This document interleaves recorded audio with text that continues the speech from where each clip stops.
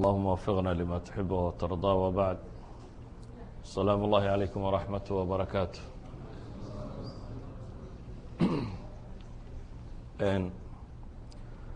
waxaan isku dayi doonaa daris kooban in sha allahu tacaala oo ku saabsan طرق min طرق العilm, siiba masalada la yidhaahdo alqiraa'a, oo wakhtiyadan dambe waxaad moodaa waxna waa la akhriyaa oo waa la dhigaa, haddana ma soo baxaan dad طulaab اlcilmi xaqiiqiina ama wax lama barto.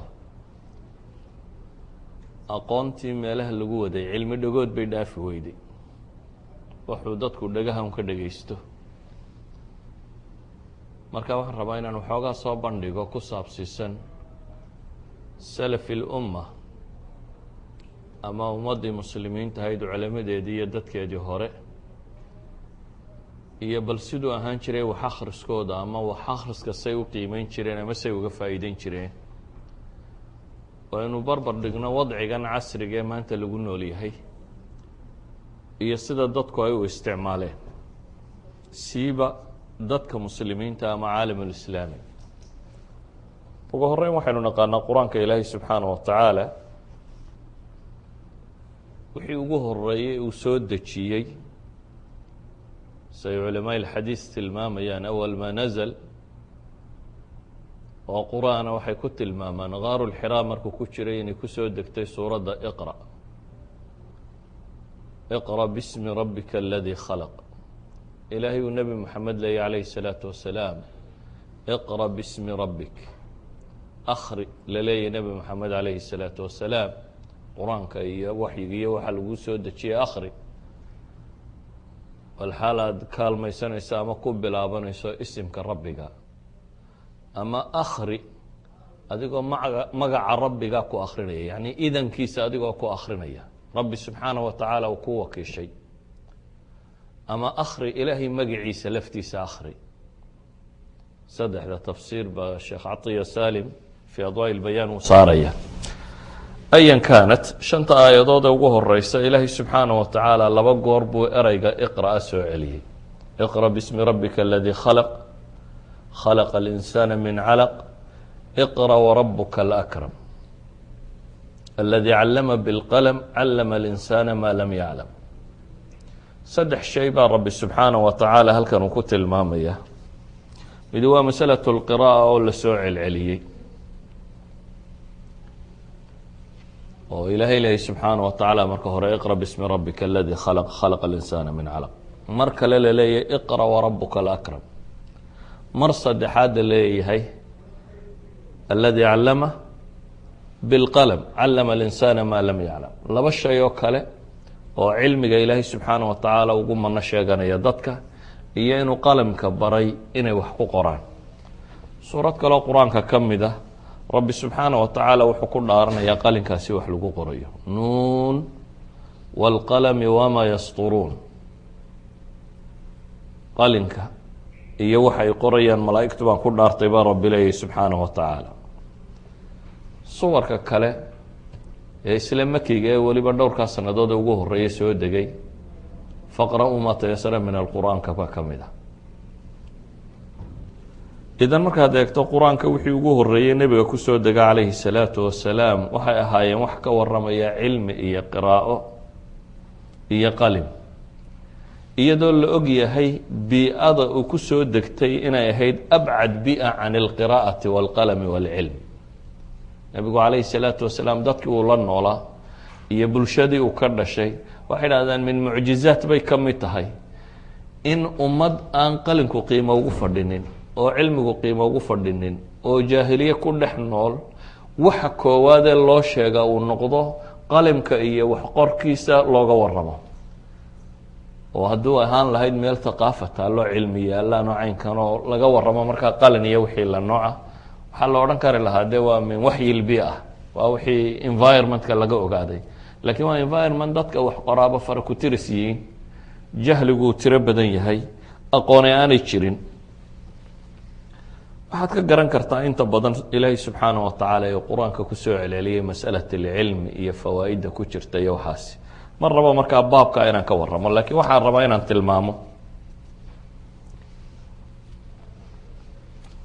qiraa'adu ama wax akhrinta ummadda wax akhridaa bay idhahdaan waa ummad koraysa ama kor u socota maanta umamka horukacooda iyo horumarkooda waxyaabaa lagu qiimeeyo ee muashiraadka duwalka horu maray ama horumarka waxaan la yidhahdaba lagu qiimeeya waxaa ka mid ah ummadda iyo inta ay wax akhrido illiteracygu intuu ku leegyahay waxaa la yidhahdaa ummaddaasi boqolkiiba intaasaa wax akhrida idan sida ay u kala badan yihiin umamka qaar baa waxaa la yidhahdaa hadda cid aan wax akhrinin ma joogto walidaalika waxay tilmaamaysaa baa la leeyahay ummadda tani thaqaafa inay leedahay ama aqoonta waxaa la yidhahdaa inay qiimo agteeda ku leedahay umamku maanta dunida waxay u kala horumarsan yihin bay yidhaahdaan sida ay qiraa'ada iyo cilmiga hantida ay ku bixiyaan u kala badan tahay umamka maanta dunida ka taliya waxbarashada iyo waxa ku saabsan GPD-ga waddanka uu leeyahay inta ugu badan bay ku bixiyaan halka dunida saddexaad laga yaabo 1% inuu noqdo waxyaabahay u qorsheeyaan inuu ku baxo tacliinta iyo waxa la halka ah qiraa'adu ayuha alikhwa waxay yidhaahdaan haddii cunadu ay jidhka quudiso wax akhrisku bay dhahaan waa ghadaa ilcuquul waa caqliga waxyaabaha kobciya waxaa lagu tilmaamay inuu yahay rafcun liljahli waa qofka oo iska durkinaya waxgarasho la-aan waxaa lagu tilmaamaa inay tahay qofka sida wax u qiimeeyo inay ku korodho siday aqoontiisu u badato waxaa lagu tilmaamaa inay tahay waa naafida ama waa daaqad kaaga furmaysa bay leeyihin cuquusha bini aadamka qofka wax akrinaya wuxuu akhrinayaa bay leeyihin bini aadamka cuquushiisa wixii ugu fiicnayd ee uu soo saaray wax akhrisku waxaa lagu tilmaamaa inuu yahay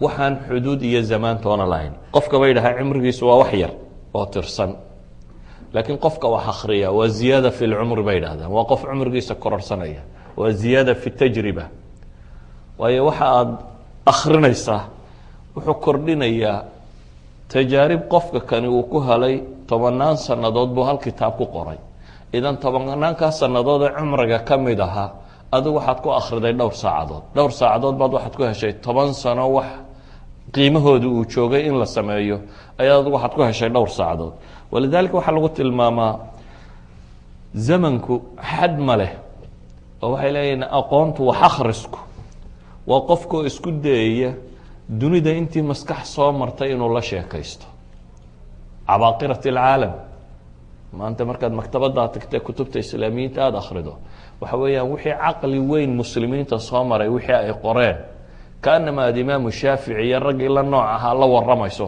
ama ay kuu warramayaan waxay yidhaahdaan akhrisku waa waxaan makaanku xadaynin ama meeli xadaynin oo dad badan oo aanad la kulmi karteen ama aanad arki karteen baad arkaysa oo aada la fadhiisanaysaa si kale haddaynu u tilmaamno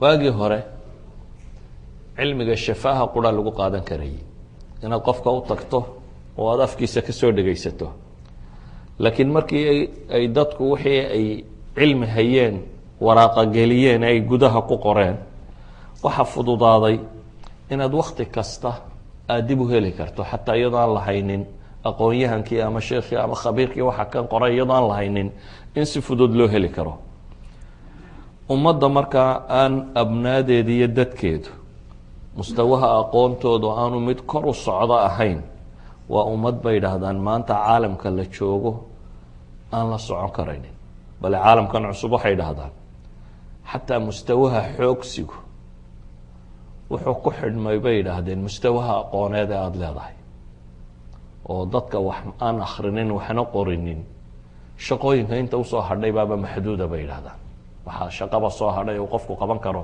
ayaa wax maxduuda ah si kale markaan u tilmaamno waxay dhahdaan maanta macaarifta dunidu siday usii badanayso sanad walba bay yidhahdaan aqoonta tan scienska ah maalan 10 to 20% baa aging uu ku dhacaa bay dhahdaan 10 ilaa 20 ayaa gabowba haddaad wax akhriyi weydo macnaheedu waxa weeyaan aqoonta aada xambaarsan tahay sanad kasta 10% ka mid ah laga baxay taa macnaheedu waxa weeyaan toban sano dhowr iyo toban sannadood markaad nooshay haddii aanad dib wax u akrinin macluumaadkaad sidataa waa macluumaad gaboobay oo dunida aan ka soconaynin ama laga shaqaynaynin. walidaalika waxay dhahdaan soddonkii sannadood ee ugu dambeeyey aqoonta maanta dunida taalaaba leeyahay 90% waxa la cusboonaysiiyey bay dhahaan soddonkii sannadood ee ugu dambeeyey oo dib wax badan ay kusoo kordheen. maadaama arrinku caynkaa tahay xataa caalamka dad yowgii gumaystay markay rabeen dadku inay horumarka ka ilaaliyaan waxay ka ilaaliyeen wax akhriska. maalan waddankan maraykanka la yidhaahda ninka madoowa ku dhaqan markii afrika laga soo raray dad badan oo afrika laga soo raray dad waxna qora waxna akhriya aqoonna labay haayeen. siiba qaybtii muslimiinta hayda caalamulislaamiga laga soo raray siiba dad culamaaba xataa ku jiray. markii maraykanka la keenay si loo gumaysto waxaa laga mamnuucay ninka madoobay inuu waxna akhriyi karo waxna qori karo, ama addoon ha noqdo ama xor ha noqdo, wuxuu doonaya ha ahaado. waxaa laga reebay haba yaraatee shacabkaas dhammaantii inaanay waxba akhriyi karin, waayo waxaa fududaanaysa bay leeyihin in la gumaysan karo ama lahayn karo. haddii dadku aanay waxna akhrinin waxna qorin waxaa fudud in la gumaysan karo. walidaalika baa waxaa loo arkayey maraykanka waagiisii hore ninka madow haddii qiraa'o lagu qabto waxay jariimo qaanuunku uu ciqaabayo. haddii la arko nin madow oo wax akhrinaya waxay jariima qaanuunkuna uu ogol yahay in la ciqaabo. qiraa'adu marka ama wax akhrisku waa micyaarka ama waxa lagu qiimeeyo ummadda horumarkeeda. waxaana yidhahdaa noloshan maanta casriga ah dee la-aanteed maba jirto. xataa alqira'a tawdiifiya bay yidhahdaan. waxaad qiyaastaa magaaladan ay degan tihiin oo aan traffic waxaan ku qoran lahayn, oo raashinka waxaan ku dul qoran lahayn, oo dawada waxaan ku dul qoran lahayn, ama se dadku aanay akhriyi karaynin noloshu say noqon lahayd. waxaad qiyaastaa magaaladu aan adresses lahayn. waagi hore dee waxba lagu qori jirin soo maha. waxaad qiyaastaa Toronto aan adress ku qorayn, wallahi wax traffic sign aanu qorayn, wax raashin ku dul qoray aanu jirin. yani waxay noqon lahayd nolol adag oo sacaba in la noolaan karo. walidaalika waxay yidhahdaan maanta nolosha casriga dambe iyadu qiraa'o la-aantu suurtagalba maaha. haddaba qiraa'adu waxaa ka asala inay tahay cimrigii oo aada ziyaadinayso. ilaahayna subxaana wa tacaala wuxuu qur-aanka inoogu tilmaamayaa cimriga iyo qiimaha uu leeyahy. oo qur-aan badan baa rabbi wuxuu ku dhaaranaya waktiga wاduxaa wاleyli ida saja wاlcasri in alinsaana lafii khusr iyo wixii lamid ah. ama ba uu nabigu leeyahy calayhi الsalaatu wasalaam qofka maalinta qiyaame ka zuuli maayaan gomadiisu dhulka oo yacni waa la haynayaa ilaa iyo 4 shay la weydiiyo. 4ta shay 2 shay baa cumriga ku saabsiisan. taa macnaheedu waxa weeyaan waxyaabaha ugu fiicane qofku uu cumrigiisa ku xisaab ku isticmaali karaa waa masalat alqiraa'a. waxaan markaa rabaa inaan ka waramo deris kooban oo ku saabsiisan marka koowaad salafi lumma ama dadkeennii hore iyo qiraa'ada siday u arkayeen ama siday u jeclaysanayeen. intaanan kelmaddaasi markaa soo gudbin waxaan tilmaamayaa dhowr shay. kow, waktiga waxa ugu fiican ee lagaga faa'iidaystaa waa wax akhris.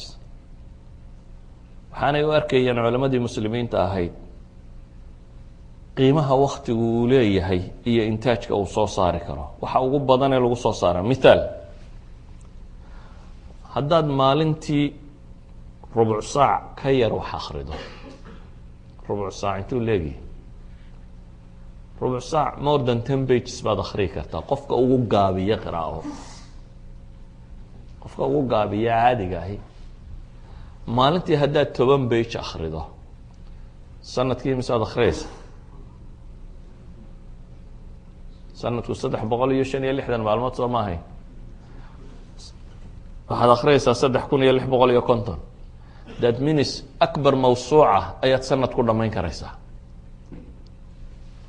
ugu yaraan buugga caadiga iyo normalka ahi waa 300 ilaa 300 iyo waxoogaa bage 360 bage meelahaasi ama 400 bage markaad tidhaahdo haddaad maalintii 10 daqiiqo wax akhrinayso macnaheedu waxa weeyaan sanadkii ugu yaraan 10 buug oo noocaasi ama dhowr iyo 10 buug oo noocaasi aad dhamaynaysa yani mawsuuca fi cilmi alxadiitha ama mawsuuco fi tafsiira ama mawsuuco fi cilmi kale ah ayaad dhamayn kartaa bimujarad inaad u qorshayso inaad akhrido maxay 10 bage ama 10 daqiiqadood inaad wax akhrido maalintii haddii ay waxbarashadu caynkaa noqon kari lahayd markaynu dhahno waktigaan dilaya imise aad waktigaad khasaaraysaad u malaynaysaa imise se waxbaad baran kari lahayd yani culammadii muslimiinta hore waxaa la yaqaanay waxay ahayd dad mawsiciyiina mawsuucadu yani dad encyclopedia qof wixii lasoo qaadaba ka jawaabi kara hadday culuum diineed tahay bikulli funuuniha iyo hadday tahay culuumtii casrigooda jirtay bikulli funuuniha aya ama astronomy ha noqoto ama geography ha noqoto ama taarikh ha noqoto ama طib ha noqoto ama philosophy ha noqoto ama riyaadaad ha noqoto xisaab ha noqoto waxay doonta ha noqoto caalimka faqiih ee masaajidka fadhiya wuxuu ahaan jiray mawsuuca mutanaqila maktabad guuraysa oo kullu lfunuun keligii laga heli karo sabab kalena may jirin dadka kamay caqli badnayn bini aadam ka baxsan may ahayn laakiin waxay ahaayeen dad waktiga ka faa'iideeya waxay ahaayeen dad waktigooda ku bixiyey inay wax baran karaan maanta waxay dhahdaan averageka dadka caadiga ahi bay dhahdaan ugu yaraan 3 saacadood buu t v daawadaa bay dhahdaan averageka caadiga marka laisku dardaro 3 saacadood wakti ku dhadhow buu t v daawadaa haddaad 3 saacadood wax akhri lahayd maalin kasta maxaa soo bixi lahaa yani halka t v-guna haddaad buug ku bedeli lahayd ay fanku doonaya ha noqdo waxaa soo bixi kari lahaa yani في khilaali 10 sanawaat ama في khilaali 15 sana waxa dunida lagu haya faniya waxaad jaahil ka noqon lahayd ma jirin waxa ugu badan waad baran kari lahayd laakiin mushkiladda taagani waxa weeyaan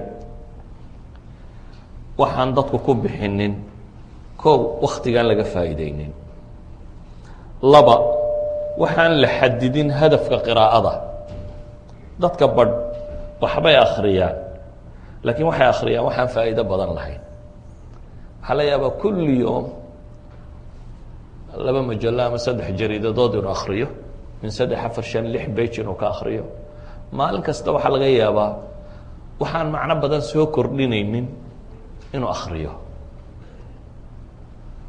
haddii uu hadaf ama qiraa'ada uu akhriyaa inaanay hadaf lahayn maalinba wixii gacantiisa soo galo inuu iska akhriyo marka maalin mashriq buu ujeedaa maalinna maqrib buu ujeedaa xataa fi culuumi diin طulaab cilmigan dambe maalinba kitaab bunbuu iska soo qaada u iska akhriyaa idan hadduu hadafku lumo marka hore oo qofku maxaad wax u akhriyaysaa haddaad garan weydo waa dhibaato qiraa'adku waa kala nooc qiraa'ada mid waa qiraa'a tasliya waktiga uu qofku caajiso mid uu tasliya ahaan isaga akhriyo maalan kutub waaweyn oo culamo qortay ibn aljawzi maalan markuu ka waramayo alxamqa walmugafaliin ama aladkiyaa ama waa kitaabo dadka inta waalanaya inta nacasiinta abuu kitaab ka qoray inta fariidada iyo inta caqli badan buu kitaab ka qoray waa lilfukaha qofku waktiga uu daalo inuu iska taalacdo kaasoo kale waa litasliya qiimo badan ma leh laakiin imisaad akhridaa qiraa'atu tafahum watadabbur inaad wax kororsato imisaad se akhridaa qiraa'a iktishaaf kutubta bal inaad dooran karto wax cusub inaad ogaato wuxuu yahay haddii hadafku uu xadidmi waayo qiraa'adu qiimo yeelan mayso inuu hadafku xadidan yahay aada wax baranayso sabirna uu jiro waayo sabir baa noloshuba ilaahi subxaana watacaala wuxuu tilmaamaya wajacalnaa minhum aimata yahduuna biamrina lama sabaruu wa kaanuu biaayaatina yuuqinuun yani sabir baa lagu gaadhaa buuna qur-aanku sheegayaa imaamada ama meelaha koreeya waxay yidhaahdaan edison waa thomas edison odaygii nalkan baxaya ee koowaad tijaabiyey maraykanka ahaa edison nin iskuolka laga eriyey ama iskuolka ay u arkeen inuu handicab iyo aanu maskaxdiisa ku filayn ayuu ahaa laakiin hooyadii la dadaashay taariikhda maraykankana waa ninka batenka ugu tiro badan le ilaa hadda. waxaan filayaa 1,100 iyo dheeraad buu leeyahay, mise 1,090 meelaha. tiro 1,000 ka badan oo ikhtirac invention buu keligii leeyahay oo u registerida. imika unbaa malaa kuwa indha yar Australia u dhashay iyo meelaha iska badiyeen 3,000 qaar la hada jira. Edison baa waxay ku yidhaahdeen, Edison muxaawaladii uu nalkan ku sameynayey 1,000 muxaawaluu sameeyey. waxay yidhaahdaan 1,000 kadib buu guulaystay. laabkiisi yaraya wixiisi markuu isu geeyey waa tijaabiyey, waa shaqayn weyday, waa ku celiyey, waa shaqayn weyday, waddo kale ku celiyey, waa shaqayn weyday. yacni ninkaa waxaad qiyaastaa inta uu sabrayey inuu 1,000 jeer wax tijaabiyo, isla shay qura inuu soo saaro, inuu 1,000 jeer tijaabo uu ka qaado, aakhirkii inuu soo saaray nalkan dunidu ay wada ifsanayso oo wakti ay dunidu u baahnayd oo xadaaraduna kordhay, subagii la shidanayayna dunida ku fillaan waayey, shidaalkan dee imika la wadaana aanu jirin bay ahayd. bensiinkan iyo waxaanina ma jirin, xaydhii riyuhuna dadka way ku fillaan weyda, shamac yar laga samaysanayey. markaas buu nalka kan soo helay inuu nal shidi karo. Edison bay su-aala weydiiyeen, cabqarinimadu imisay tahay, yacni wax gifta oo lagu siiyey, imisayse dadaal tahay. markaasuu wuxuu yidhi 1% baa ilhaama buu yidhi, laakiin 99ka kale waa sabir iyo dhidid buu leeyahay. yani inaad u sabirto oo wax akhriskan ama waxaan uu qofku qabanayo inuu sameeyo. markaynu qiraa'o ka waranno, qofku marka uu bilaabayo oo iska adag tahay. maalmaha hore intuu ka fahmayaa yar, intuu akhrii karayaa yar. waa taqaaninoo caruurta marka qiraa'ada la barayo, marka hore waxbuu kiciyaa, marka hal kelmaduu hore u akhrii kari waayaa, marka dambena kelmaduu higaayadiya, kelmad buu akhriyaa, marka dambena 2 3. laakiin dadka inta badani markay halkaa marayaan bay ka hadhaan. laakiin hadda waxaa techniqueska maanta dunida la isbaro waxaa ka mid ah sadarka o dhan inaad mar qura isha ku wada akhrii karto. yani sadarka buugu dacal ilaa dacal mar qura inaad akhrii karto, waa technique la barto. haddaad sadarka mar qura akhrii karto, dee bejka 10ka sadara 10 goor ay ishu ku dhacda ku filan ayaad ku akhrii kartaa. waxa laga yaaba inay hariib kula tahay, hariib maaha. waxaan idinka warrami doonaa qiraa'aadkay hadda iyagu sidaa u sheegayaan, tii culamada muslimiintu inay ka dheereyn jirtaan ka warrami doonaa, iyo say wuxuu akhriyi jireen muxadisiintu marka aan tilmaamo ayaan wax ka sheegi doonaa. laakiin wax waliba waa mumaarasada. qofku qiraa'adiisu markay badato, suwarka kelimaadkani madaxay degaan, ishu markay ku dhacdaba waa inay maskaxdu soo rogi kartaa sawirka kan. laakiin haddii aanay qiraa'adaadu badnayn, higaayadun bay noqonaysaa inaad waxaan higaayadiso markaad akhrinayso, waayo suuraddan madaxa kuu deganayn. haddayse qofka qiraa'adiisu badato, suuraddan erayada tani ama macnaha kan uu xambaarsanyay madaxuu degaya. hadduu madaxa degana, ishu markay aragtaba waxay maskaxda u sheegaysaa connectionkaasi inuu jiray, dabeetana si fudud buu qofku u fahmi karaa. wuxuu u baahan yahay qiraa'adu si ay macno u samayso in la taqyiidiyo fawaa'ida. mashaakilka ugu badan ee dadku wax la baran waayeen waxaa ka mid ah, waxaa laga yaabaa sheekh bashiir maalin kasta inuu kitaab halkan ku akhriyo. ardada inta dhegaysataa masaajidka fadhida, dadku 2 qaybood bay u qaybsan yihiin. qaybi meelaha dambe iskaga tiirsadaan, dhegtay ka dhegaystaan. qaybina kitaabkay soo qaataan, ishay ka eegaan. labada midna ardaynimo maaha. yani ardayga rasmiga ahi ama waxbarashadu waxay yidhaahdaan, waxaad hadda akhrida bay yidhaahdaan, saacad kadib 50% baad ilaabaysa, 24 saac ama 48 saacadood kadibna 80% baad ilaabaysaa bay yidhahdaan. wakti yar kadibna way wada guuraysaa. idan cilmiga dhagoodka aad soo fadhiisatay ee iminka dhegaysatay, haddii hadhow aroorta wax lagaa weydiiyo waxba ka garan maysid. laakiin haddaad wax qortay, fawaa'ida bay yidhahdaan, cilmiga waxa qura ee reebaa bay yidhahdaan waa taqyiid, waa in la qoro. qofku shayga uu qoro maskaxdiisa raad bay ku yeelataa. buug dhan oo aada akhriday, waa kuwan turuqu lqira'a ardada marka la baraya waxay baraan, halka buug markaad akhrinayso 2 mid inuu sameeyo nidaam albataaqaat, kaadhan inuu samaysto wixii faa'iidaa uu ku qorto. ama buugga jaldigiisa markuu halkan calaamadiyo buugga jaldigiisa inuu ku qoro masale kasta meeshii buugga uu ka helayay waxay taasi fudaydinaysaa marka uu jaldiga furaba inuu garan karo masaa'ilku buuggan uga baahan o dhami waxay yihiin ama waxay fudaydinaysaa aqoontu maskaxdu way ku firirsan tahay laakiin keywordska hadday maskaxdu dib u hesho wixii o dhan way xasuusan karaysaa maalan waxbaad aragtay waad ilowday waad xasuusan kari weyday waan ku ag marmariyey war maalintii caynka warninkii hebel miyaad garanay hebelkaasi waa kaad xasuusan kari weyday warninkii caynka waa ka hebel maalintii aynu la soconay halka aynaga horyimay failkii baa markaa furmay baad leedahay hawa jaaca waan gartay waxay dhahdaan maskaxdu keywords baa jira haddii ay dib loo shido wixii oo dham ay dib usoo noqon karaan ama dib loogu soo celin karo walidalik waxay dhahaan qiraa'adu qiimo ma yeelato haddaan qoraal la soconin qiraa'adu waxaa qiimaha u sameeya waxa weeyaan qofku inuu wax qorayo sidaa awgeed ba ardada waxaa loo tilmaamaa ardaygu classka inaanu iska fadhiisana inuu wax ka qoro wax ka reebo cilmigu sidiisabana haddaad qalin iyo buug sidatana qof waxbaranayaat haddaanad sidanina qof waxbaranaya ma tihid macluumaad iska tiro badan aroortana la ilaabaya bay noqonaysaa walidalik systemkan dambe iminka dadku wax u dhigtaan masaajidka kitaabunbaa ka socda bashiir wax bedelana la heli maayo sheekh bashiir waxaa laga yaabaa 10 sano 20 sanadood buu akrinayay haddana inaan ardayba ka soo bixin ama qof kaloo wax akrinaya aanu ka soo bixin waayo 20 sanadood cilmi dhagooda mar hadday dadku iska dhegaysanayo baxayay waxaa adkaanaysa cid reebta waxaa la akrinaya bay yidhaahdaan waxa roon inuu qofku wuxuu akriyey xasrin kara ama si koobi karo meelaha ishkaalku uu ku jiro oo qiraa'adaadu waa inaad yeelataa ama murshid ama meel wax laga baadho dee iminka sheekh google baa idinku filan google.com haddaad wax kasta ku qorto wuu ka jawaabi karaya ishkaal kasta ku haya haddaad ku qorto fi ayi fannin kaan waad soo helaysaa jawaabtoo degdeg oo fudud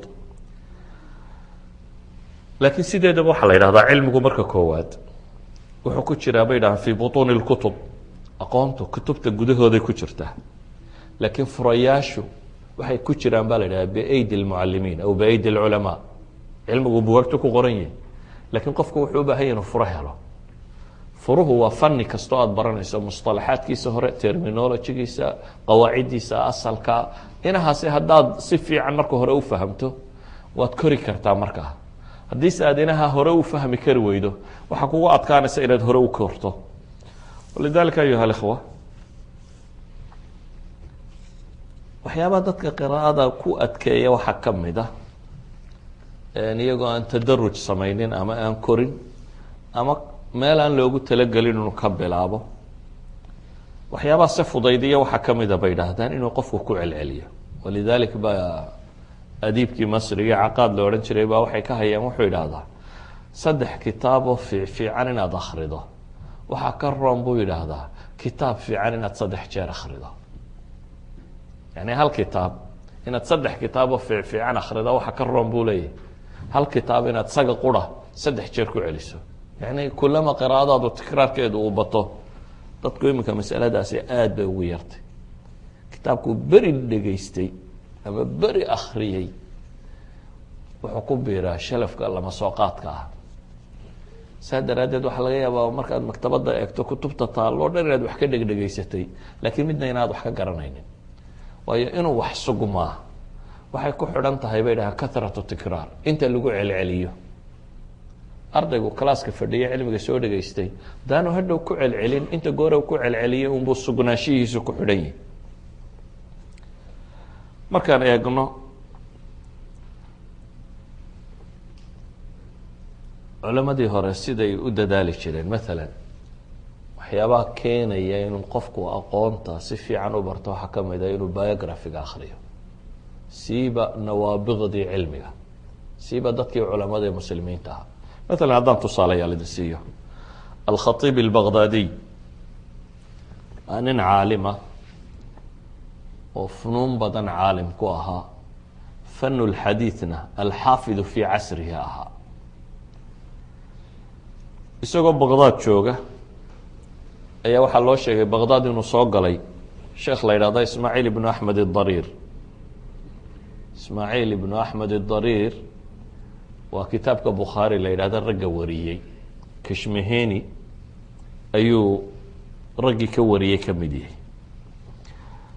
markii loo sheegay ayuu wuxuu soo kaxeeyey ardadiisii ama culamo kale ay wada socdeen bay soo raaceen. wadaadkani waa safar, nisaabuur buu ka yimi, makuu ku socdaa. safarkani wuxuu joogayaa habeen ama 2 habeen ama 3 habeen magaalada, waana safar socota. waxa ay rabaan sheekha socotada ah in laga reebo kitaabka bukhaari iyo dhammaantii. bukhaari maca mukararaadkiisa marka lagu daro 7,000 oo xadiis buu ka badan yahay. 7,000 oo xadiis baa waxaa la rabaa in laga reebo qof socoto ah oo safar ku jira.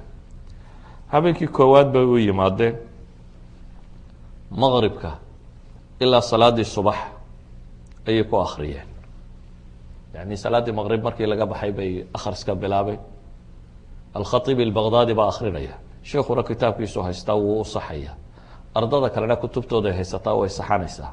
wixii uu sheekhu markaa tasxiixiyo waa la saxanaya, wixii ishkaal uu ku jiro waa la weydiinaya, waana la dareerinaya, la wadaa. salaaddii maqrib buu bilaabay ilaa salaaddii subax baa la fadhiyey, waa la kala tegey. habeen labaadkii baa laysu yimi, salaaddii maqrib baa la bilaabay ilaa salaaddii subaxee dambaa la fadhiyey. maalin saddexaadii goor barqaa baa la yimi, barqadii baa la bilaabay ilaa iyo salaaddii maqrib baa la waday. salaaddii maqrib kadib baa la bilaabay ilaa iyo salaaddii subax baa la waday, waxaana la dhameeyey kitaabkii bukhaariga ahaa. waa 3 jalsadood ayaa waxaa lagu akhriyey mawsuucada imaam albukhaari warinaya 7,000 xadiid ka badan. waxaa lagu akhriyay 3 jalsadood. waxay tilmaamaysaa yani surcat alqira'a way sheegaysaa, qiraa'adoodu say u deg badnay. waxay kaloo sheegaysaa siday u danaynayeen cilmigu uu qiimaa ugu fadhiya nin socoto ah in kitaabka bukhaari laga reebo lagu talagalay. isla imaam khatiib albaqdaadi ayaa maka tegey. wuxuu la kulmay gabadh lo odhan jiray karima bintu axmed almarwasiya oo iyana ka mid ah sheekhii hore ardadii ay ka wada qaateen alkushmihani. kushmihani waa raawiyat albukhaari ninkii wax ka wariyey. alfiribri baa ah raawiyada bukhaari wax ka wariya. kushmihani rawaadiisu ka mid yahay. kushmihanigaasa dariirka iyo kariimiba ka wada warinaya. kariime markuu u tegeyna, kariimi waa islaan gabowday oo 100 iyo dheeraad sano jirtay oo aan guursanin, caalimad ahayd. kariima 5 jalsadood buu bukhaari ku dul akhriyey khatiib albaqdaadi. 5 jalso, 5 fadhi ayuu wuxuu kaga qaatay inuu ku dul akhriyo kitaabka bukhaari oo dhan. alimaam ibn alxajar alcasqalaani ayaa waxaa la weydiiyey sidaa uu sameeyey khatiib albaqdaadi oo kale adigu marna qiraa'o ma samaysay?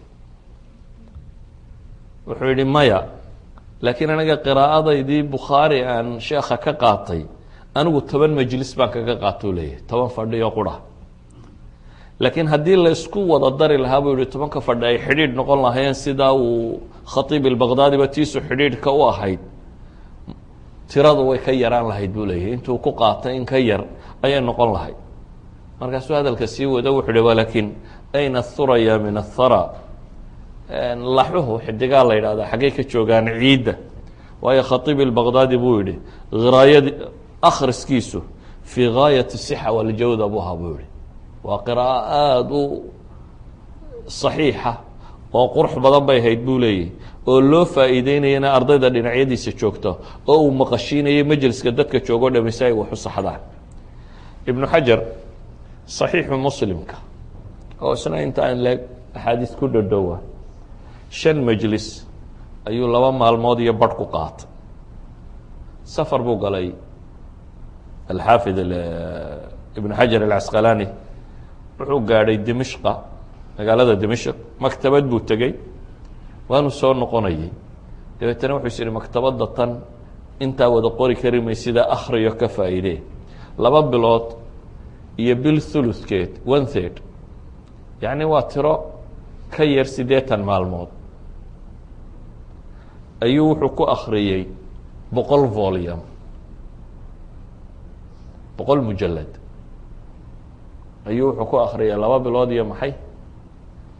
waxaa laga yaabaa inaad imika istidhaahdaan xaafid ibnu xajar marka laga warramo iyo wuxuu dhigay iyo wuxuu kitaab ka tegay inaad tidhahdo qofkani mucjiso ahaa. mucjiso kale ma ahayn, qof bini aadam oo caadiyu ahaa, laakiin waktuu geliyey. wuxuu ogolaa inuu wax akhriyo. wax akhriskii baa nimanka kan culamo ka dhigay. alxaafid almizi oo xufaadii culimadii waaweyneyd ka mid ah, waa ibnu kahiir iyo sheekhoodii. xaafid almizi waxaa la yidhaahdaa mucjam alkabiir liلطabrani. mucjam alkabiir liلطabrani waa kitaab xadiid ah 25 majaladood.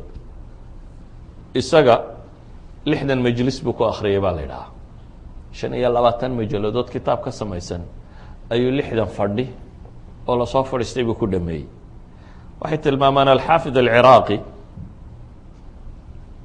imaam alciraaqi, musnadka imaamu axmed iminka isagoo 55 majaladood meelahaas iyo 50 majalo ka badan ma filayaabaa la daabacay.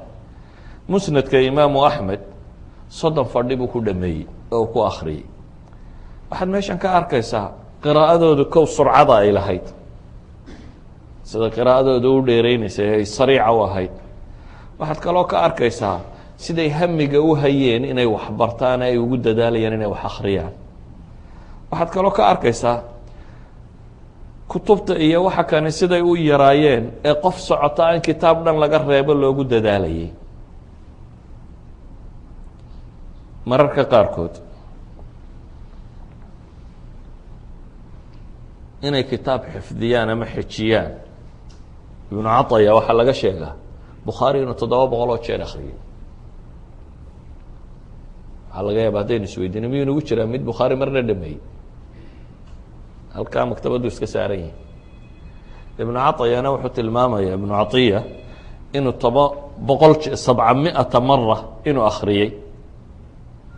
bal ee culamada barh bay soo naqliyaan, maala almushawq lilqira'a kitaabka aninka qoray oo waxaan kasoo noqolay nuquushan qaar aan kasoo qaadanayno. wuxuu ka warramaya qaar bukhaari 150 jeer akhriyey, qaar 280 jeer simaacan waa qiraa'an sameeyey, qaar 50 jeer akhriyey, kitaaba 40 jeer la akhriyey. imaam salafi ayaa wuxuu leeyahy waxaan maqlay ibnu طaahir oo leh katabtu صaxiixayna wa sunan abi daawuuda 7 maraat biاlujra wa sunan ibnu maaja 10 maraat biray. صaxiixeynka bukhaari iyo muslim iyo sunanka abu daawuud 7 jeer baan qoray buu leeyahy. waa lacag ku qaatay. yani dee maطbacada ma jirin wax daabaca. kitaabka markuu sheekhu qoro ee loo baahdo kitaab 10 majaladood 20 majaladooduu sheekh qoraya. qof kasta oo raba kitaabkan inuu helaa ama nusaakhda niman ka shaqaysta qalinkooda wax qoraad ugeynaysa ama adaa qoranaya. wuxuu sheekha kani leeyahay صaxiixeynka 7 jeer baan qoray, sunan abi daawud 7 jeer baan qoray, ibnu maajana 10 jeer baan qoray. waa intuu rayi joogo qura. qofka kitaab 7 goor naqliyey intuu ka fahmaad u malaynaysa? 7 jeer dhammaantii min alifihi ilaa yaa'ihi gacantiisa ku qoray. culamadu waxay tilmaamaan qoraalkooda iyo akhriskooda marka la tilmaamayo. ibn aljawsi waxay dhahaan waktigiisa waxba muu dayici jirin. fi lyowm 4 buug buu maalintii qori jiray bay yidhaahdaan. sanadkiina gacantiisa wuxuu ku qoro ilaa 50 volume ilaa 60 volume buu sanad kasta qori jiray. nin ka mida dhashiisii ayaa wuxuu yihi waxaan maqlay isagoo mimbarka saaran cimrigiisa wakhtiyadii ugu dambeysay oo leh labadayda faroode kuwaasiya waxaan ku qoray 2000 mujalad isagoo leh. labadaydaa farood waxaan ku qoray 2000 oo kitaab buu leeyahy. 2000 oo volume ayaan labadaydaa farood ku qoray buu tilmaamaya. moxamed ibnu mukaram ilmacruuf ibn lmanduur, ninkan kitaabka luqada le ibnu manduur la yidhaahdo,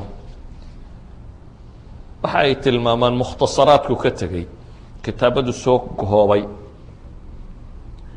waxaa ka mid ah taarikh ibn casaakir. taarikh ibn casaakir waa 80 volume. 80 volume buu intuu akhriyo ikhtisaariyey. waxaa ka mid a taarikhu baqdad, waxaan u malaynaya isna 50 volyo meelahaasi inuu gaadhayo. waxaa ka mid a mufradaat ibn اlbayطan, waxaa ka mid a alxayawaan kitaabkan la yidhahdo jaaxid qora tiro badan, kitaabo badan waxaa idinku filan dadkani say qoraalkan iyo wax akhriskan iyo cilmiga kan daacad uga ahaayeen. abu sacd الsamcani ayaa kitaabkiisa la yidhahdo الtaxbir fi اlmucjam اlkabiir wuxuu ka waramayaa sheekh la odhan jiray alxusein ibnu axmed اlbayhaqi. alxusein ibnu axmed اlbayhaqi maaha bayhaqigan imaamka ah, isaga waxaa la yidhahaa axmed ibn اlxusein, arday bay soo ahaayeen. alxusein ibnu axmed اlbayhaqi ayaa wuxuu yahay ardaygii imaam اlbayhaqi, imaam axmed ibn اlxusein اlbayhaqi ayuu ardaygiisi ahaan jiray. waxaa la yidhahdaa sheekha kan xanuun baa ku dhacay, dabeetana 10 faroodba waa la jaray, intanba waa la jaray, gumudkaa uu soo hadhay. wuxuu leeyahy waxaan u imi gumudkaasi, gumudadaa hoose isagoo qalin ku haysta oo maalin kasta 5 daaqaat min alkaakid qora buu leeyahy. kaakidki waa waraaq ballaadhana wax lagu qori jiray, 5 ka mida buu maalin kasta wax qori jiray buu yidhi. waa nin gacmu go-an yihiin dhulkii wax lagu qori jiro o dhan, oo intuu qalinka halkan ku qabto adinkuu saari jiray baa la yidhi, dabeetana saas buu u qori jiray. yacni halka ay ka taagnaayeen wax qorta iyo wax akhriska iyo dhegeysiga bale waxa kugu filan. ibn اlqayim baa wuxuu ka warinayaa cabdiraxmaan ibnu taymiya. cabdiraxmaan waa axmed ibnu taymiya, sheekhan ibnu taymiya la yidhaha walaalkii weeyaan. imaam ibn اlqayim ba wuxuu leeyahay sheekh ibnu taymiya walaalkii oo cabdiraxmaan baa wuxuu noo sheegay, uu ka warinayaa abihi cabdilxaliima, oo ka warinayaa odaygii abulbarakaad ah. abulbarakaad waa awowgii ibnu taymiya, awowgii waa ninka kitaabkan muntaqaha leh, naylulawtaarkan uu sharxayo, sharxa naylulawtaarka ee imaam shawkani uu leeyahy, waa kitaabka matnigii la sharxayo odaygii lahaa, sheekhii lahaa. wuxuu leeyahy markuu toiletka galo, xamaamka markuu galo, intuu ii yeedhaa buu kitaab ii dhiibi jiray. wuxuu odhan jiray intaan xamaamka ku jiro, akri kitaabkaas iyo kor u akri aan ku maqle. yani waktiga uu ku dadaalaya inuu wax akriyaa waa waktigee, yani waktigii kaloo dhami markuu ka buuxsamay, waxa uu tijaabinayaa inta uu xamaamka ku jira ama weysaysanaya ama uu xamaamkaa gudihiisa intuu ku jiro, inaanay intaasina ka lumin ou 2 shaqo wada qabsado, oo ah inuu kitaabkaana dhegaysto, shaqadii uu xamaamka uga baahnaana uu qabto. idan haddaad maqasho culamadii hore mawsuucay ahaayeen iyo kan bay ahaayeen, dee waraggaa waktigooda kaga dadaalay intuu xamaamka ku jiraa inaanay ka lumin, isagoo xamaamka ku jira inuu dhegaysan karo kitaab cilmiya intuu inankiisa u dhiibo inuu akriyo ee uu dhegaysto. waxaa laga yaabaa yani markay kharaa'ibtooda ka waramayaan, waxay tilmaamaan maala alcalaamaة الnaxwi axmed ibnu yaxya almacruuf bilimam thaclabi la odhan jiray, naaxiga ahaa. ibn alkhalakan min kitaabihi اlwafiyaat marka uu tilmaamayo sababtii u dhintay, wuxuu yihi salaad maalin jimce ayuu bacd alcasr masaajidka ka soo baxay, oo aanu yaro dhagac cuslaabulayo hore waxumuu maqli jirin. dabeetana wuxuu diidanaa waktigu inuu ka khasaaro, kitaab buu akrinayay buu yihi. isagoo kitaab akrinaya ayaa faras riixay buu leeyahy oo god ku riday, dabeetana halkan madaxuu wax ka noqday. maalin labaadiina wuu u dhintay buu leeyahy. markaa wuxuu ku qorayaa culamadii qiraa'adu dishay inuu ka mid yahay. waxay soo naqliyaan qolo intay maktabad galay, jaaxid baabay ku sheegaan, habeenkii markuu kutubta wuxuu lacag haysto wax ku iibsaday wax walba gurto, kuwa waraaqinta kutubta qora ayuu habeenkii ka kiraysan jiray. habeenkii markay seexanayaan aanay wax qoraynin, inuu isagu meesha dhex joogo. wuxuu u dhex joogayaa intaa habeenkii uu ka maqanya inuu kutubtan sii akriyo.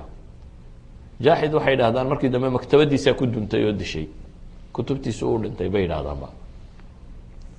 markaad aragto waxay ka waramayaan ama ibn اlacraabi ayaa waxa la yidhi nimay saaxiib ahaayeen, axmed ibnu maxamed ibnu shujaac ayaa usoo diray wiil oo yihi waan kuu baahanay kaalay.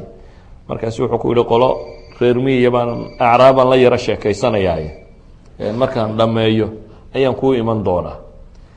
dabeetana inankii usoo diraa ku noqdo, wuxuu yihi wadaadkii cidina lama fadhinin anigu markaan u galay laakiin wuxuu yidhi qolaa caraaba ila joogto oo markaan dhameeyo arrinkoodaan kuu imanaya markii uu tegey bu wuxuu yihi war cidda kuu timi inankii wuxuu igu yidhi cidiba lama joogina maxay ahayd dabeetana gabaygan buu tiriyey uu leeyay lanaa junasaau ma namalu xadiiثahum alibaaء ma'munuuna giiba wamashhada yufiidunana min cilmihim cilma maa maضى wacaqla wata'diiba wara'ya musadada bilaa fitnati tukhsha walaa suuءi cishraة walaa yutaqى minhm lisaana walaa yada fain qulta amwaat falaa anta kaadibu wain qulta axyaaء falasta mufanada gabay buu tiriyey uu leeyahay qolaa jirta buu yihi mar kasta noo waranta oo warkooda aanan ka daalin oo cilmiga noo sheega iyo cilmigii iyaga dadka ka horeeyeyba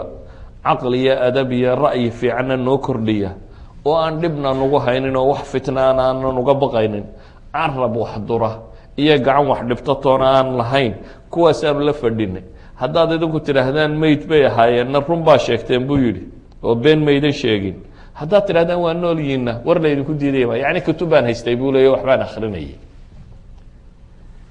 ibnulmubaarak ba waxay idhaahdeen cabdillahi ibnulmubaarak imaamkii la odhan jirayba waxaa la yidhaha had iyo goor cidlaad joogtaaye maxaa cidlada ku dhimaad dadka u timaadadoo sheekaysid aad buu uga xanaaqay baa la yidhaha markaasu wuxuu yihi maanaa keli jooga ma ninkayga nebigii iyo saxaabadii la jooga bay leedin keli buu joogaa yani nebi maxamed warkiisii baan akrinayaa buu leeyahy nebi maxamed baan dhegeysanaya calayhi salaatu wasalaam oo hadalkiisii aan akrinaya iyo saxaabadiisii baan dhegeysanaya markaasa ay leedin buu leeyahy cidlaad joogtaaye maad noo timaadad aan kuu sheekayna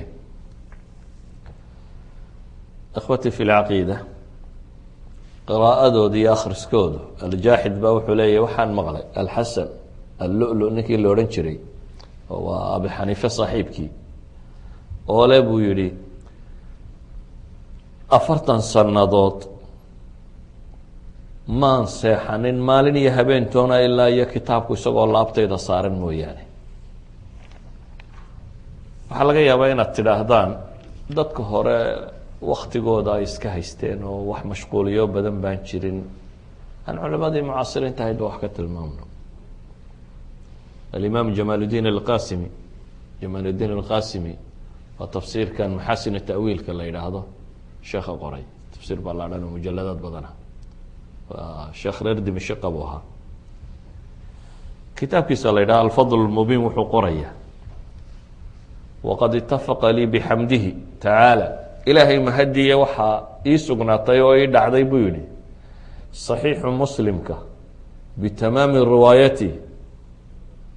bitamaamihi riwaayatan 40 maalmood baan ku akriyay buu yihi kitaabka صaxiixu muslimkaa dhammaantii sunan bnu maajana dhammaantiisna waxaan ku akriyay buu leeya 21 casho muwaطau imaamu malikna 19 cashaan ku akriyay buu leeyay kitaabka ibnu xajar rijaalka ee tahdiibu tahdiibkana anigoo weliba isaga tasxiixinaya meelihii qalamku uu gafay xaashiyana u sameynayo yani taqriiraad kalena kusii qorayana isna 10 maalmood baan ku akriyay buu leeyay ee fadac canka ayuha laa'imu kasala waar kuwiinan caajisiinta oo canaan badnida iska daayo waxris calaa casiizi waqtika bidarsi اlcilmi wa ixsaani اlcamali buu leeyay waar waktigiina waxaa ku ilaalisaan waktigiina casiiska ah inaad waxbarataan iyo camal fiican inaad samayso waktiga ku bixiya buu leeyay yani waxa uu tilmaamaya صaxiixu muslim iyo ibnu maaja iyo muwaطa imaamu malik iyo tahdiibu tahdiib marka la isku daro 4taas kitaabe waaweyn oo mid waliba mujaladaad ka kooban yahay marka la isku wada daro wuxuu ku akriyay 40 maalmood oo meela iyo 21 iyo 19 waa 40 kale 80 maalmood iyo 10 casho tahdiiba 9 maalmood waa 3 bilood buu ku dhameeyey intaasoo kitaab iyo intaasoo mujaladooda uu tilmaamaya bale haddaan mucaasiriintan soo dambeysaba sii tago sheekh cali طanطaawi raxmat ullaahi caleyh wadaadkii asalgiisa waa misr min طanطa laakiin reer suuriyu ahaa markii dambe bergii dambena sacuudigu deganaa mudakaraadkiisa wuxuu qoraya waliba 2 gooroo kala dambeysa aan tilmaamo faana alyowm wa ana bilams kuntu fi sigari amdi wuxuu leeyahy anigu maanta iyo shalay iyo markaan yaraaba waxaan ahaa buu leeyahay maalintii inta badan nin guriga jooga oo akhriya maalmaha qaarkood ilaa 300 oo bage baan akhriyi jiray buu leeyahay. haddii aan sidhaahdo beenta iska ilaali buu yidhi anoo huba mucadalkaasi inuu ka yaryay intii aan akhriyi jiray isku celcelin maalin kasta 100 bage baan akhrinayay buu leeyahay. waktigu markaa qoraya waxa weeyaan laga bilaabo buu yihi 1340kii ilaa 1402 2 sannadood buu wuxuu leeyahay maalin kasta waxa aan akhrinayay 100 bage. kadib uu sii noolaa doctor maxamed muuse shariif isaguna wuxuu kasoo naqlinayaa kiisa dambe ah 70 sannadood inuu sidaa u akhrinayay. 70 sano oo sanadkiiba 354 hijriya uu yahay oo maalintii 100 bage oo akhrinaya ku dhufo waa 2 milyan iyo badh bage. yani waa nin caalima muslim hadda noola oo le waxaan akhriyey in ka badan inuu akhriyay 2 milyan iyo badh 2.5 milyan bage uu akhriyey. waxaa laga yaabaa inaad tidhahdo de haddaa gurigunbu iska fadhiyo wuxunbu akhriyi jiray shaqadiisa kalena u fiirso. 3 majlis 3 guddi buu ayuu ra-iisulmajlis u ahaa.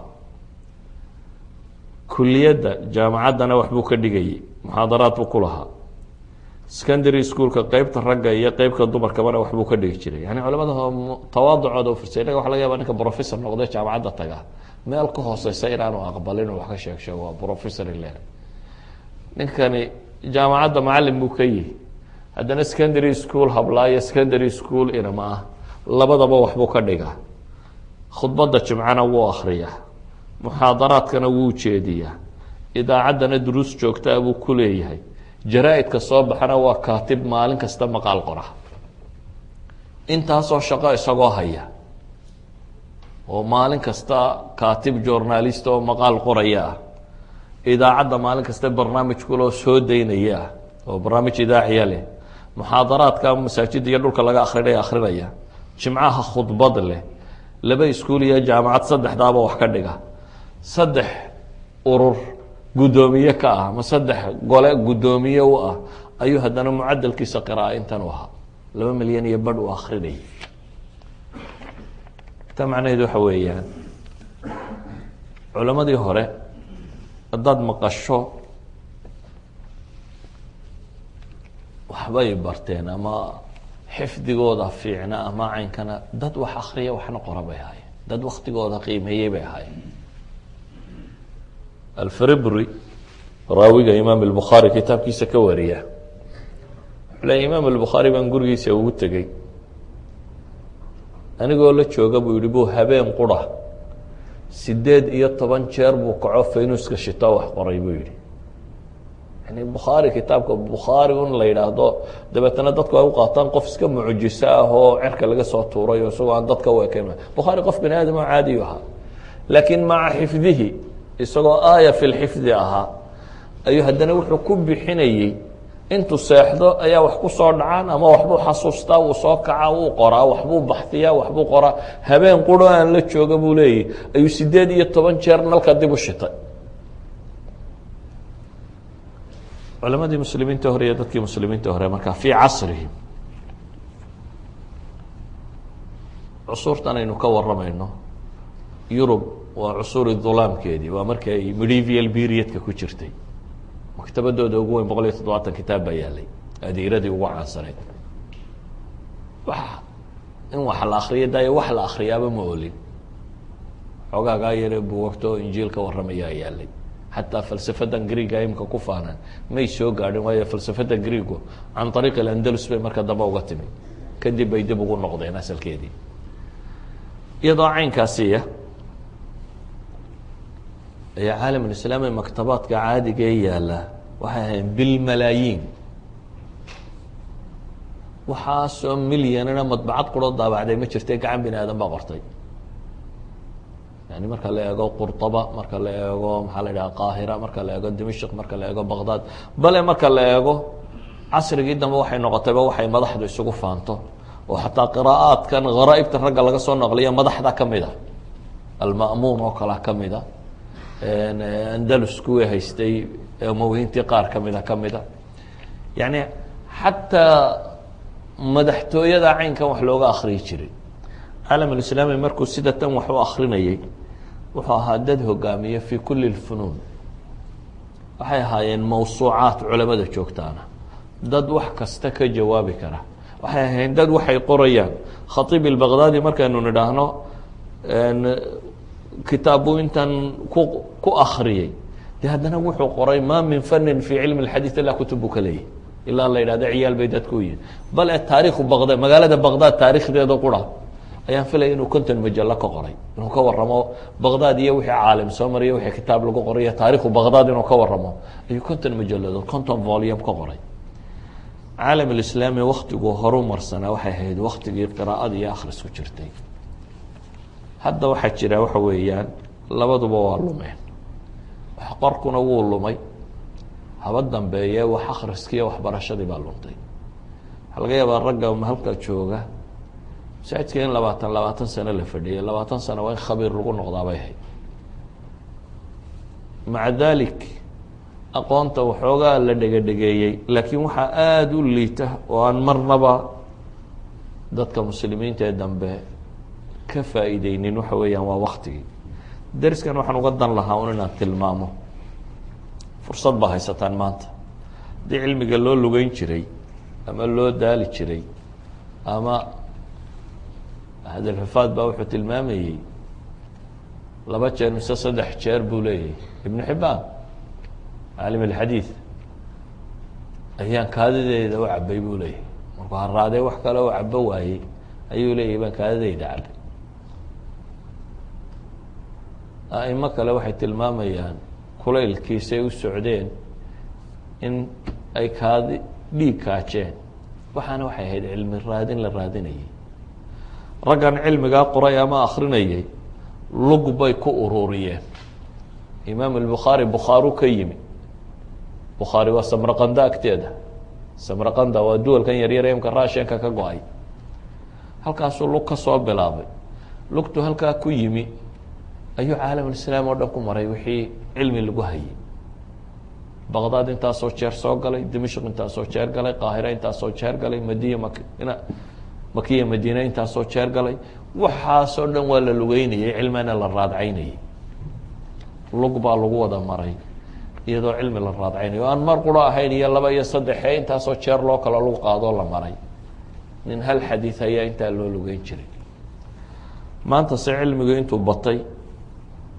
oo ayi fanin aada doonto kitaabkiisu iska jabanyo la gadan karo culamada hore hantidu waa ku yarayd oo waktiga kan ay iyagu wax qorayeen ama baadhayeen hantidu way ilaa xad qaarkood maala sulayman ibn cabdilxamid alxamawi alxambali waa alxaafid ibn xajar alcasqalaani sheekhiisii ayaa waxaa islaamihii ka dacwoodeeno waxaa la yidhi lacagtii ina soo gashay oo dhan dee kutubun baad siisanaysaa kutub baad iibsataaba ayaa lagu dacayday ama lagu maagay gabay buu tirinaya uu leeyahay waqaa'ilaة anfaqta fi اlkutubi maa xawat yamiinuka min maali faqultu daciinii lacalii araa fiiha kitaaba yadulunii liأkhdi kitaabii aamina biyamiini gabay buu tirinaya uu leeyahay waxay yidhaahdeen wixii ku soo galaba midigtaada wixii aad ku heshaba kitaab baad siisatay anna waxaan ku idhi buu yihi daaya waxaa la arkaa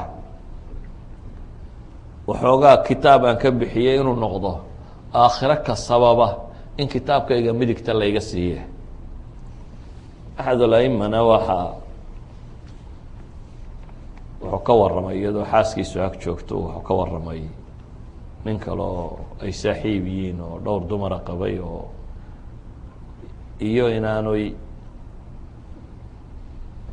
yani duruufaadkiisu ka warramay islaantiisu halkan fadhidaa kasoo boodo waxay ku tidhi 3 inaad ila guursato waxa igaga dhib badan bay tihi kutubtaa ku ag taalla yani kitaabadaadaa ka badan bay leedahay dumarka daraahirtee la isla qabo dhibaatada iga soo gaari lahayd kitaabadaada dhibaatada iga soo gaarhisa yani mudmin bay ku ahaayeen inay wax akriyaan ama wax qoraan laakiin taasi waxay fudaydisay inuu cilmigu noqdo wax dhaxalo ay ka tagaan. waxaa kitaab maanta aad aragtay caalamulislaami la taabacay iyo in laba laabkeed ka badan oo aan la taabicin gacanun baa lagu qoray. waxaa raggii gacan ku qoray waxaana waa la akhriyi jiray, bale waa la qaybsanaa, korkaa laga hayay. haddana dhibtu waxay ka taagantahay iyadoo kitaabku meel walba uu yaallo, la fudaydiyey wasaaishii wax lagu baranayay, oo laga yaabo maanta ayi kitaab aada u baahato inaad netka ka heli karto, ama isagoo bilaasha ama isagoo wax yar lagu iibinayo, oo inaad akhrido ama member yar aad ka noqonayso ixda almaktabaat oo aada helayso wixii aada uga baahato, kitaab aad heli karayso o dhan. maanta waxaa laga yaabaa kitaab kastoo aada u baahato, hadday kuwani hantidooda o dhan siisanayeen ama u lugeynayeen ama dhibtaasi ay usoo gaadhaysay, adigu seconds baa lagu helaya. waxaa kaloo la mid a aqoonta inta la fudaydiya maanta dhammaanteed iyadoo duuban ama online ama kana baa la wada helaya. laakiin hamu nnaas baa daciifay oo waktigu maanta badhna wuxuu ku lumaa t v baa lagu bixiya, badhna maqaaxiyo hebel soo booqiya halkan mar buu ku baxaa, badhna wax bilaa macnaa buu ku baxaa. cimriga dhammaantii wuxuu ku dhammaaday markaa meel cidlaha. cimrigii oo ah raasamaalka quri aad haysatay wuxuu ku dhammaaday meel aan waxba ka jirin. haddaynu rabno waxaynu rabno inaynu noqono, waxaad noqon kartaa maanta fursadda la haysta adoo gurigaaga jooga, adoon gurigaaga meel la uga bixin, ayaad caalim diineed iyo mid science iyo mid kaa doontaba noqon kartaa. wax walbana min alifihi ilaa yaa'ihi, biayi mustawa aad joogto meel aad ka bilowdana aad ka helayso. from zero fanni ah ayaad bilaabi kartaa. funuunta qaar ba anagoo zero ka ah iska dhegaysana harvard university lectureska ka baxo free ugu jira, haddaad dhegaysato si caadiya baad u baran karaysaa.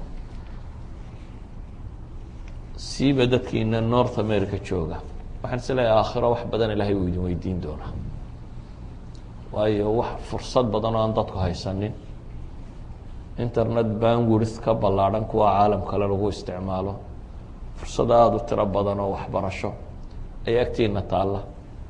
laakiin waxaa yar dadka inta ka faa'iideeya. inta yaryari ka faa'iideyn mayso haddaanay intiina waaweyni tusaale aydan u noqonin. haddaad adigu tusaale ugu noqoto xamaalasho iyo taxi driver ama gurigoo la fadhiyo unoo caydh la qaato, haddaad adigu tusaale ku noqoto, ka yarna wuxuu le intii odayguba qaban jiray amba waa qaban karaaye maxaa ilu goynaya. laakiin haddaad adigu tusaale u noqoto, walidalik ba culamadii muslimiinta hore qaar baa waxay qoraan kutub ay ka waramayaan kuwii waxbarashada bilaabay bacda alarbaciin, kitaab bay ka qoreen, yani rag waaweyne wax ku bilaabay. culamo aada u badanoo maanta macruuf oo la yaqaano ayaa rag waaweyne ku bilaabay. ibn alxazam waxay dhahdaan isagoo dhowr iyo labaatan jir oo siyaasadda ku jiro oo nin weyn oo siyaasi ah ayaa waaxid min alqariib uu dhintay, masaajidkaa la keenay, masaajidku soo galay, dabeetana uu iska fadhiistay. meesha fadhiya wuxuu yihi masaajidda lama fadhiistee kactu ka hortoo sunnayso. uu iska sunnaystay, labadii ragcadood buu tukaday, xabaashii baa lasoo aasay, uu soo noqday, goor casr dabadiyuu haddana soo galay, 2 ragcadood buu tukaday. mid kaleo meesha fadhiyaa yihi war casrka dabadiisa waxba lama tukaday, ka fadhiiso masaajidka. ibnu xasam markii horena wuu fadhiisto, waxaa la yihi war lama fadhiistee tuko. markii dambena wuu tukaday, waxay dhahdeen war waktiga waxba lama tukado, iska fadhiiso. dabeetana markaas wuxuu yihi waryaa fiqiga magaalada yaqaana, waxaa la yidhah fulan. ibnu xasam halkaasuu ka bilaabay inuu wax barto, isagoo dhowr iyo 20 jir 26 jir meelahaasibu haba la yidhahdo, nin siyaasiya oo wasiir soo noqday oo yani dowladda ku jiray, ayuu wuxuu dib u bilaabay inuu ardaynimo bilaabo. culamo badan oo muslimiin ah, xataa axad alculamaa la tilmaamo azhar shariif inuu haysan jiray, sheekh alazhar alimaam alakbar noqday, 54 jir buu ku bilaabay bay yidhahdaan waxbarashada. markii dambena ilaahay baa cimrigii u dheereeyo 90 iyo waxoogaa buu gaadhay, ilaa iyo uu ka gaadhay inuu noqdo sheekh alazhar. culamada muslimiintu ciday ka dambeyso ee sheekh alazharka loo qoran jiray waktigii. idan wakti aada cidlo ku bixinayso ayaad wax ka faa'iideyn kartaa. walidalik baa culamadii hore waxaa la hayaa rag badan oo markay dhimanayeen, abi xaatim arazi inankiisa ibn abi xaatim wuxuu leeyahy isagoo sii dhimanaya ayaan weydiiyey hebel cabdilgafaar ma saxaabi buu ahaa, markaasuu madaxa ii raxay buu yihi, markaasaan ku celiyey buu yihi, waa u dhimanaya odayga, markaasuu bu yihi taabicu ahaa taabici. yani qof dhimanaya masale la weydiinayaa say cilmiga ugu dhigayeene dadka ugu furaayeen. bayruni isagoo naftu kasii baxaysaan inuu soo galay, markaasu wuxuu yihi warka halkaale masaladii miiraadka ahayd dhaxalka ahayd caynkaa ku saabsaneyd ii sheeg. waxaa la yidhi dhaxalkaa iska daayo imika way ku haysataa iska shahaado. wuxuu yihi war anoo garanaya inaan dhintaabaa dhaanta, anoo jaahila inaan dhinte ii sheeg. waa loo sheegay. markuu ka baxe uu dhexda sii socdo ayaan baroortii dumarka dib u maqlay buu leeyay sheekhay, dib baa ugu soo noqday isagoo dhintay. yani waktigaas ay ugu dadaaleen xataa iyagoo saaran sariirta geeriday waxbaranayeen. inaguna qofka oo caafimaad qaba oo miyir qaba oo waxba qabin ayaan isku dayin inuu barto. waxyaabaa kasii yaab kale waxaa kamid ah maalan waxaad arkaysaa qof aan isaga qur-aanka akriya aqoonin, salaadiisuna inay usaxantahay ay ku adag tahay, oo ilmo yar wado qur-aanka geynaya. ilmaha yar inuu qur-aan dhigtaaba waajib kuma haday waajib kuga haytay. intuu ilmaha qur-aanka geeyaabuu isagu maqaaxida ufadhinaya, inta loo dhigayana sheekeynaya marka loo dhameeyo ayuu imanaya, markaasuu ilmaha kaxaynaya. labada isagay ahayd waajiba inuu fadhiisto oo dhigto. yani waxaad samayn karayso tiro badan leh ayaa maanta dayacmay. طulaabulcilmiguna sida aan sheegay dambe hadday wax dhegaystaanbana waa cilmi dhagoodkay dhegaystaan, iyana cid wax qorata ama wax naqlida ama wax reebta waa yartay. qofku hadduu wax qorayo wax naqlinayo, sheekha wax akrinaya waxaa laga yaabaa dariska markuu soo diyaarinayey 10-20 kitaab inuu soo baadhay. 20 kitaab wixii uu kasoo doortay ee uu is yidhi faa-iiday u yihiin inuu kuu soo naqliyo uu kuu soo sheegay. inaad 20kii adigu akrida hadhow aad tidhahdo masaladan dee waan fahmay markaan baadhayo hadhow baa kutubta ku noqon doonaa. waxaa laga yaabaa inay kaa qaadato 4 saacadood 3 saacadood inaad soo diyaarisa.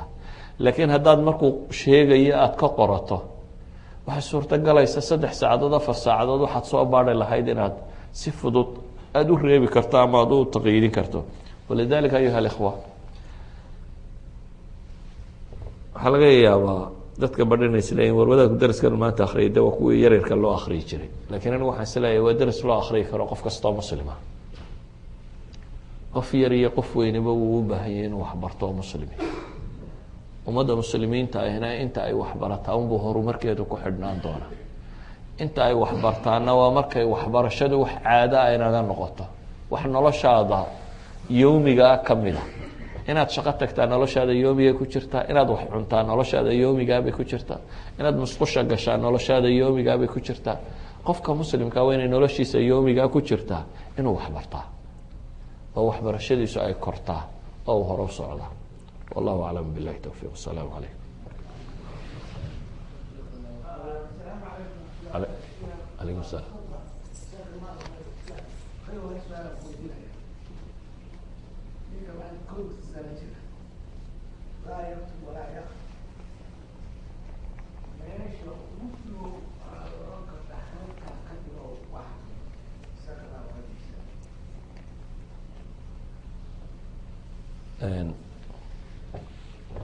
aqoonta horta way kala muhiimsantay. uminimo aan loo dul qaadan karin baa jira. waxaad arkaysaa maanta nin laga yaabo inuu jaamici yahay, scholar yahay, PhD sito oo aan weyse saxaynin ama salaad saxaynin, oo runtii waa uminimo tii u liidatay, waa illiteracy-gii ugu liitay. waayo qofku janno iyo naar wuxuu ku kala dooran lahaa ama uu ku shaqaysan kari lahaa aakhiro uu ilaahay ugu dhowaan lahaa inuu illiterate ka noqdo, uu garan waayo oo uu caado kaga dhaqmo. farhungurina inuu siiyo ilaa uu doctorate ka qaadanayo oo wakti iyo lacag iyo juhd iyo caqliba u geliya, waa wax aada u liita. macnaheedu maaha inaan caayayo ama maagayo inuu doctorate soo qaato ama waxbarto. ee waxaan caayaya maagaya waxa weeyaan inuu khasaareeyo inuu baran karo wixii uu u baahnaa. idan uminimadu, nabigu calayh isalaatu wasalaam nin baa isagoo masaajidka fadhiya soo galay. waa saxaabi nebi maxamed arkayay, saxaabadu say u tukanaysa arkayay, dhaqankaa soo gaadhay. dabeetna salaad buu tukaday. markuu dhameeyey buu nebiga u yimi uu salaamay. nebigu waa ku yidhi calayhi salaatu wasalaam maa tukanin oro tuka buu ku yidhi. ninkii wuu ku noqday mar kaluu tukaday waa dhameeyey. nebigu u yimi calayhi salaatu wasalaam. nebigu wuxuu ku yihi maa tukanin orodoo tuko salli fa inaka lam tusalli. waa ku noqday ninkii mar saddexaad buu soo tukaday. waa soo noqdoo nebigu u yimi dabeetana waa salaam. wuxuu nebigu mar saddexaadkii ku yihi salli fa inaka lam tusalli, waxba maa tukana oro tuko. ninkana waa saxaabi, nebi maxamed buu ag joogaa, saxaabadii kale u ag joogaa, wuu arkayaa ficilka iyo waxa la samaynayo, haddana waxbaa qaldan u baahan inuu saxdo. isagu markii isku dayey dadaalayna way saxmi weyday. markaasuu qirtay inuu waxbarasho u baahanyay. nebigu intii hore uma juuqin, wuxuubu yidhahda tuko salaad ma ahayn intaa tukatay. markaasu wuxuu ku yidhi ilaahay rasuulkiisiyo ka badan garan maayo ee ii sheeg waxay bar. markaasuu nebigu wuxuu baray calayh isalaatu wasalaam si uu tukan lahaa. hadaad leedahay waxbarasha xaggay ka bilaabantaa? kow waxay ka bilaabantaa waxaad aakhire ku badbaadi lahayd, furuudulacyaanka, fardulcayn wixii kugu ahaa ayaad aakhire ku badbaadi lahayd. inaad tawxiidkaaga saxato, inaad salaadaada saxato, hadaad baacmushtarta inaad baacmushtarkaaga saxato, hadaad reer leedahay reerka sida loo qabo inaad saxato. noloshaadanaad ku nooshahay waxa islaamku uu ka qaba ee janno iyo naar lagu kala gala inaad saxato. inaad taa saxataa dee waxay u baahan tahay cid ahli cilmi iyo wax ku bari karta inaad ku xidhanto, masaajidda iyo dhulka wax lagu baran karaya inaad tagto. haddii bidaayaadka hore laguu dhigo dee waad meelaha kalena waad kasii baran kartaa. nadka iyo wixii la halmaalay waad xataa maanta dee nadka waxaa ku jira macalin markaad doonto aad aamusiinayso, markaad doonto aad ka hadlinayso aan cadhoonaynin oo xanaaqaynin oo ku diidaynin oo wax kasta.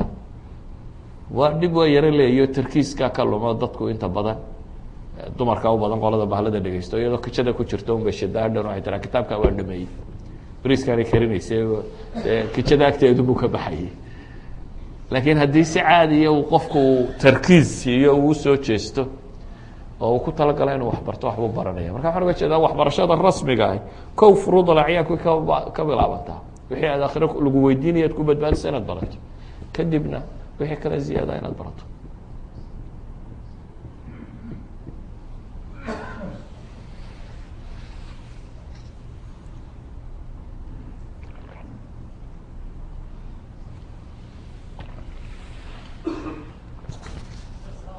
تفضل عليكم السلام.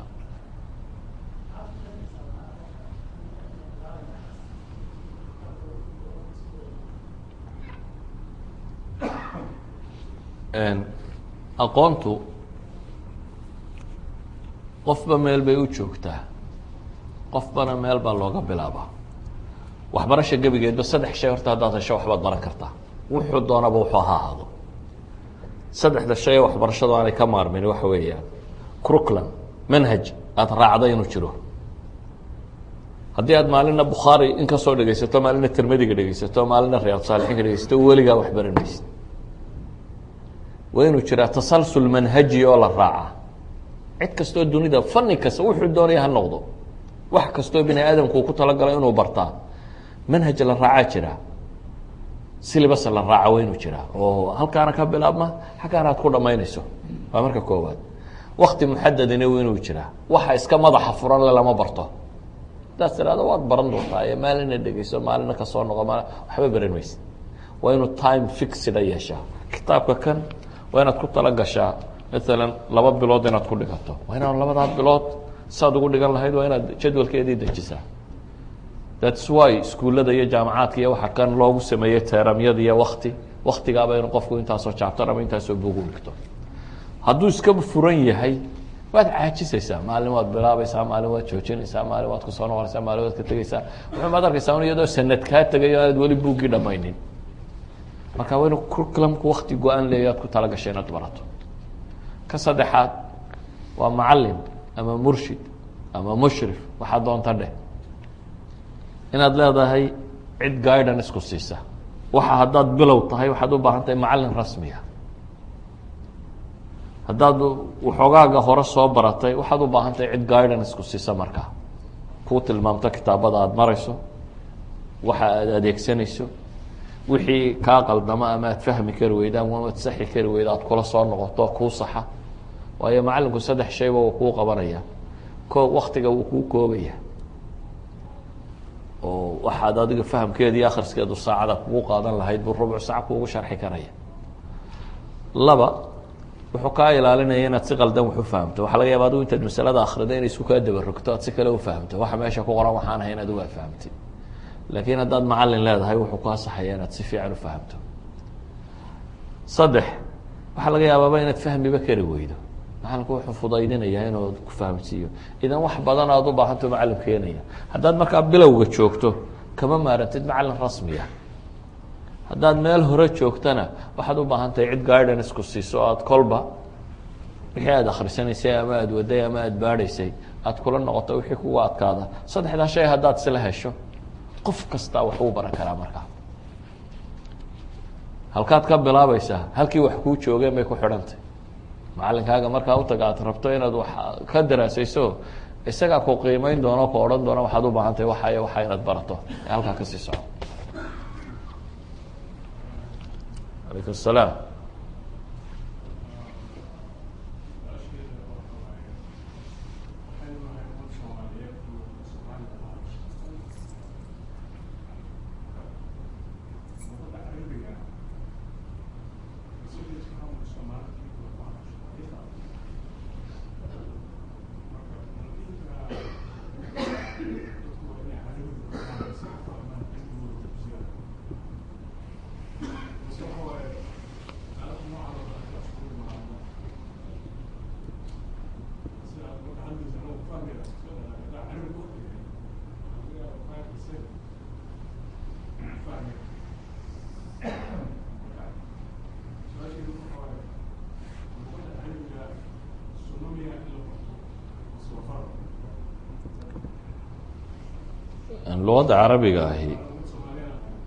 luqadda carabiga ahi qeybo ka midi dee salaadu ka asixi mayso haddaanad af carabi ku hadlayni oo qur-aan baad akhriyaysaa kan baad akhriyaysaa dee kaama asaxayso.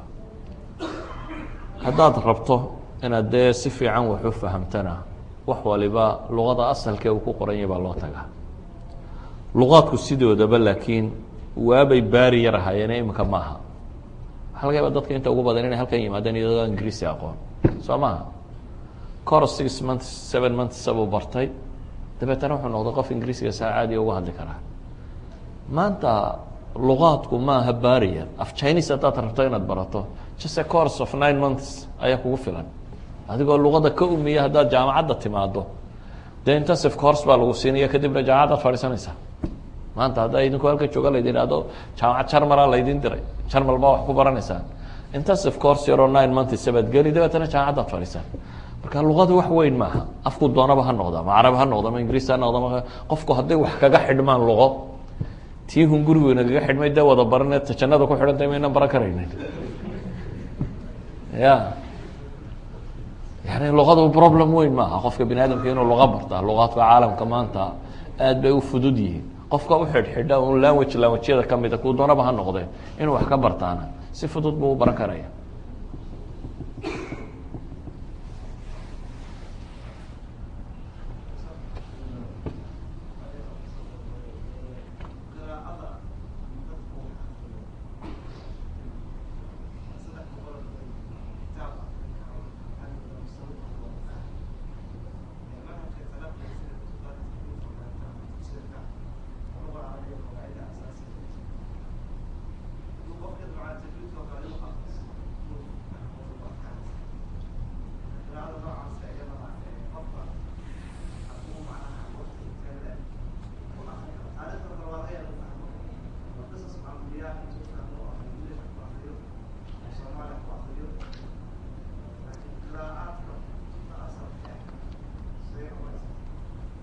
waxaan tilmaamnay cilmigu kutubta ku jira mafaatiixdeeduna waa biyad اlculamaa.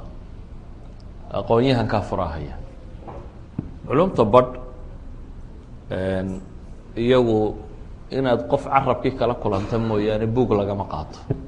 maalan qur'aanka buug lagama barto waayo waxaa la rabaa qaabka wax loo akrinayo waa pronunciationkuna maaha wax buug laga dhigtay waa wax carabkaaga la toosinayo.